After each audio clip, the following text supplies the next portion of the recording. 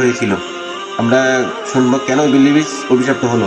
1 নম্বর, ইবলিস হযরত আদম আলাইহিস সালামকে তুচ্ছ মনে করেছিল।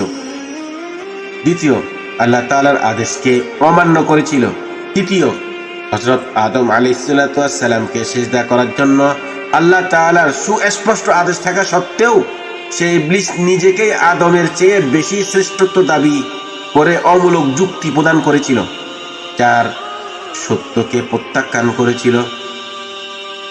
ইবলিস আদম আলাইহিস সালামকে তো সিজদা করলোই না, বরং সে এরপরও শ্রেষ্ঠত্ব বরত্ব প্রকাশ করলো, অহংকার করলো এবং মানুষদেরকে পথভ্রষ্ট করে তার অনুগত করার কথা আল্লাহর সাথে ওয়াদা করলো, বলল।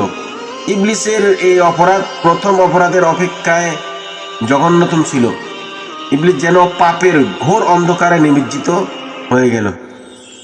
তো আল্লাহ তাআলা আমাদেরকে এখানে আমরা যা শুনছি ইনশাআল্লাহ দাওয়াত